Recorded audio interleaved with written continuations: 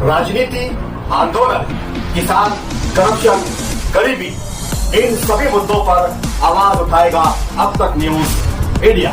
सत्ता के आगे जब भी सवाल कमजोर पड़ने लग जाए तो सवाल उठाने पड़ते हैं। बोल के लफ्ज आजाद है तेरे, बोल के सच जिंदा है अब तक। जी, क्या नाम है आपका? मेरा नाम मोहम्मद सयाद नाम है। इससे पहले भी मैं इंटरव्यू दिया था। हाँ।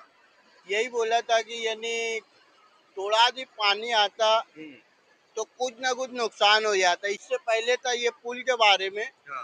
ये पुल ऐसा लग रहा था कि उसमें जो भी सामान था वो बह गया था।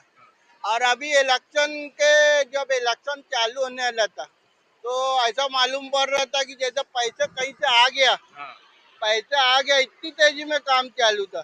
और फिर इलेक्शन होने बाद ऐसा गायब हुए कि वो कोई दिखा ही नहीं रहा वहाँ पे। गधे के सर से सिंह की तरह गायब। हाँ, भाग गए। और लोग बोलते हैं कि काम चालू है।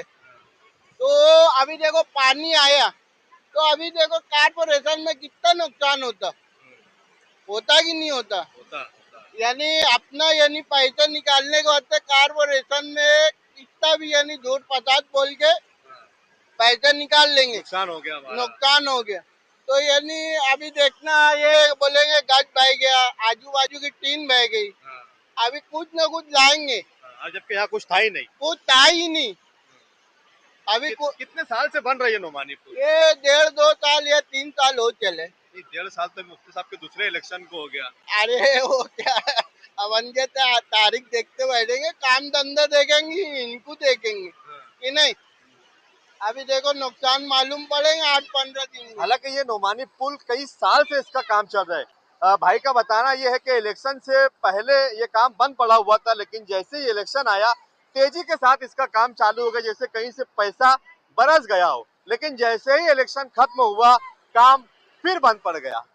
अब सवाल ये पैदा होता है, क्या इस शहर के अंदर ऐसे ठेकेदारों को काम क्यों दिया जाता है जो काम अधूरा छोड़ देते हैं? हमारी जानकारी में ये है कि ये जो ठेका है, ये जो टेंडर है, ये धुलिया के किसी एबी वाक कंपनी है उनको दिया गया है और वो कई साल से इस काम को अधूरा छोड़े हुए है, काम मुकम्मल ही नहीं करते। वहीं उसी तरीके से एमएलए मौसूफ के 5 करोड़ का गार्डन जो 11,000 कॉलोनी में बनने वाला है, वो भी कई साल से अधूरा पड़ा हुआ है, जबकि असेंबली इलेक्शन से पहले उसका उद्घाटन भी किया गया था, लेकिन उसका वर्क ऑर्डर उसके भी पहले का है, यानी कि उसकी मुद्दत भी खत्म हो चुकी है। उसी तरीके से नोमानी पुल के बनने की मुद्दत भी खत्म हो चुकी है, मगर अभी तक ठेकेदार ने कामकाज नहीं किया है और एमएलए मौसूफ है जो इस मामले पर चुप्पी साधे हुए है, कुछ भी नहीं कहना चाहते हैं, न ब्रिज के कामकाज को लेकर, न गार्डन के कामकाज को लेकर, न ठेकेदार की लापरवाही को लेकर। आखिर क्या वजह है? और देखने में सुनने में ये भी आ रहा है कि इन दिनों कारपोरेशन में चलने वाले बड़े बड़े टेंडर जो निकाले जा रहे हैं वो भी इसी ठेकेदार एबी वाक को दिए जा रहे हैं, जो अपना कोई भी काम मुकम्मल नहीं करता। ये ठेके तो ले लेता है लेकिन काम अधूरे छोड़ देता है। शहर की आवाम पूछ रही है कि नोमानी पुल कब बनेगा, नोमानी पुल कब बनेगा। सियासी गलियारों में इसकी चर्चाएं भी अक्सर बेशतर होते रहती है, लेकिन नोमानी पुल है कि बनने का नाम ही नहीं लेता है। आखिर ऐसी क्या वजह है कि ठेकेदार काम क्यों नहीं करता है और जिनकी नीति है, जिनका फंड है, एमएलए मौसूम इस पर चुप क्यों रहते हैं? ठेकेदार के खिलाफ कोई कार्रवाई का लेटर क्यों नहीं देते? ठेकेदार को पाबंद क्यों नहीं करते? और इस इलाके में जो लोग नोमानी पुल का सपना देख रहे हैं, उनकी चाहत ये है कि हम इस ब्रिज से चढ़कर उस सिमत जाए और उस सिमत से इस सिमत आए, वो सपना इनका कब पूरा होगा? क्या इसी तरीके से ये तकलीफ झेलते रहेंगे? ये जो छोटा पुल था, आप जरा अबरार भाई तस्वीरें दिखाइए कि ये छोटा जो पुल आने जाने के लिए बनाया गया था, उसकी तस्वीरें क्या है इस वक्त की और क्या हालत है? क्या इस बहते हुए पानी के बहाव में कोई भी उस तरफ से इस तरफ आ सकता है या इस तरफ से कोई उस तरफ जा सकता है क्या? यहीं का एक वीडियो सोशल मीडिया पर वायरल हुआ जिसमें एक एफपी यहाँ से बहकर चली गई। उसी तरीके से अगर कोई शख्स किसी काम की वजह से अगर आना चाहे तो वो आ नहीं सकता, क्योंकि उसकी जान जोखिम में है। अब सवाल ये है कि इस ब्रिज को लेकर शहर की आवाम में बेदारी कब आएंगी? शहर की आवाम इस ब्रिज के कामकाज पर सवाल कब उठाएंगी? और ऐसे ठेकेदारों को कॉरपोरेशन से ब्लैक लिस्ट कब किया जाएगा? जो काम तो लेते हैं मगर अपना काम वक्त पर नहीं करते हैं, या फिर वो लोग जो अपोजिशन में एमएलए के वो अपोजिशन में है वो नुमानी पुल का मुद्दा क्या सिर्फ इलेक्शन में के वक्त ही उठाएंगे और एमएलए मौसूफ क्या ब्रिज का काम सिर्फ इलेक्शन के वक्त में ही शुरू करवाएंगे। ऐसे अनेक सवाल इस शहर की आवाम के मन में चल रहे हैं, लेकिन उन सवालों का जवाब आवाम को नहीं मिलता। जब चुनाव आता है तो अलग अलग तरीके से माहौल बनाए जाते हैं, रणनीति तैयार की जाती है और उस वक्त अलग अलग मुद्दे आवाम के बीच परोस दिए जाते हैं और उन्हीं मुद्दों पर चुनाव हो जाता है, लड़ लिया जाता है, हार जीत हो जाती है, लेकिन आवाम के मसाइल जू के तू रह जाते हैं। क्या कहेंगे आप? क्या बोलेगे अब, आते वोट लेके चले आते, तसल्ली दे देते।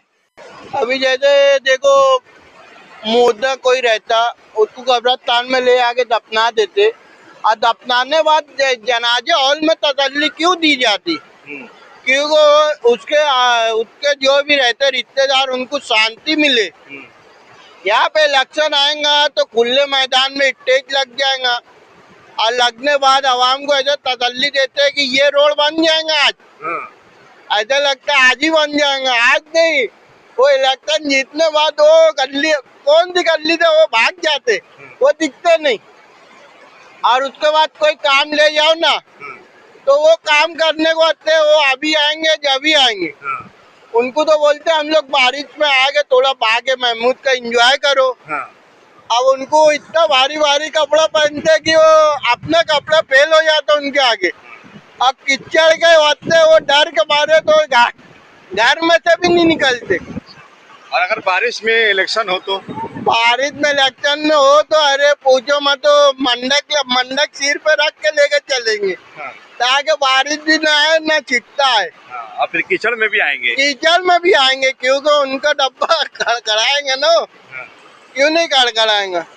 वो हमारी एक वोट से तो उन लोग फायदा उठा ले तो उसका हमको तो ऐसा गिरा के देखता है, पूछो मत। तो मैं सेवा बर्फ डिनर का यानी मेंबर हूँ। बहुत सारे सवाल आवाम के मन में रहते हैं, बहुत सारा दुख मतलब रहता है। अरे दुख तो बहुत है यहाँ पे, कैसा अभी हर एक चीज की परेशानी है। रात की रात तुमको बोलूंगा चलो आओ, तुम अकेले आएंगे तो आएंगे नहीं आएंगे, डर रहेंगे। यहाँ पे कैसा सीढ़ी लाइट है और रोड का बंदोबस्त नहीं है, गटर नहीं है। अभी जो चेम्बर बना है, चेम्बर में तो ऐसा पानी फुल हो जाता, उसमें घान भी जा रही, कचरा भी जा रहा। और आखिरी में क्या होता मालूम है? तो तुम यानी नल में से जब पानी इतने जाते ना तो ये गटर का पानी वो उसमें आता, नल में आता। बताइए कितनी तकलीफें झेल रहे हैं आप लोग? अब क्या कहते हैं, अब प्लाट लिए तो प्लाट के ऊपर तो झेलना पड़ेगा कि नहीं? बहुत सारे सवाल आवाम के मन में रहते हैं, तकलीफ रहती है, दुख रहती है, कहाँ बयान करे ये इंसान सोचता है चलो जाने दो, वह जी रहे हैं बस जी रहे। अब जिसके पास भी जाओ तो वो बोलता मेरा वाल्डो नहीं, वो बोलता मेरा वाल्डो नहीं। सिर्फ एक दफे सान इंदो यहाँ पे सिर्फ आई थी, एंट्री मारी थी, सबको कुलबुली हो गई थी। अच्छा, सबका आना जाना चालू हुआ था। कब आई थी? 1.5-2 साल हो गया। उसके बाद नहीं आई है। कभी सान इंदो का एंट्री हुआ, इलेक्शन में आई थी। हाँ इलेक्शन में आई थी। कभी सान इंदो का इंटरव्यू, भाई यकीन मानो या मत मानो, सबका यहाँ पे इंटरव्यू चालू हो गया। सिर्फ वो सान इंदो को आना चाहिए मुस्तकिम डिक्लेयरी के साथ में।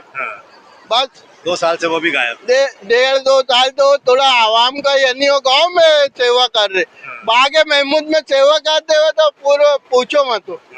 चाहते हैं वो लोग इधर आए, काम काज करें। मुस्तकिम डिक्लेयरी आ जाए तो बहुत भारी आता है। सान इंदो मुस्तकिम डिक्लेयरी, क्यों जो लोग है वो बेहतर नहीं है? जो है वो भी आते हैं तो सिर्फ यानी आईना जब मुंह देखने का रहता ना तो जब ही यूज करा जाता।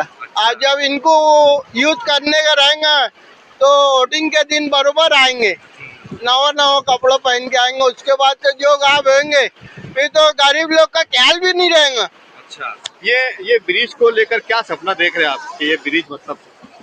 ब्रिज तो यही सपना है कि कब हमारी गाड़ी दौड़ेंगी, कब हमारे बच्चे इधर से ये पार तो वो पार ही आएंगे।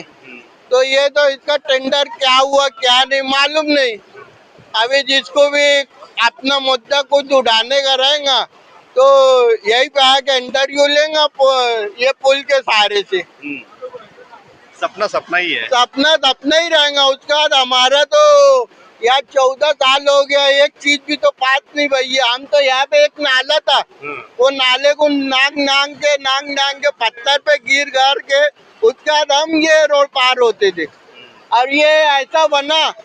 चलिए, आवाम के मन में कई सवाल है, कहीं दुख है, कहीं दर्द है, कहीं उनके मसाइल है, कई परेशानियां हैं, लेकिन वो परेशान है कि अपने मसाइल, अपने दुख और अपने दर्द को आखिर लेकर जाए तो जाए कहाँ, सुनाए तो सुनाए कहाँ, अपनी फरियाद रखे तो रखे कहाँ, क्योंकि आवाम का कोई पुरसाने हाल नहीं। सियासी गलियारों में जब मैदान सजता है, चुनाव आते हैं, इलेक्शन आते हैं, तब सब आते हैं, लेकिन चुनाव के बाद फिर कोई इन्हें पूछने नहीं आता है वो किस हाल में जी रहे हैं, कैसे रहते हैं, उनकी क्या तकलीफ है, क्या परेशानियां हैं, कोई लेना देना नहीं है। अपना फायदा हो तो आवाम के बीच जाते हैं, अपना फायदा हो तो आवाम के बीच जाके काम करते हैं, अगर अपना फायदा ना हो तो आवाम को उनके हाल पर छोड़ दिया जाता है।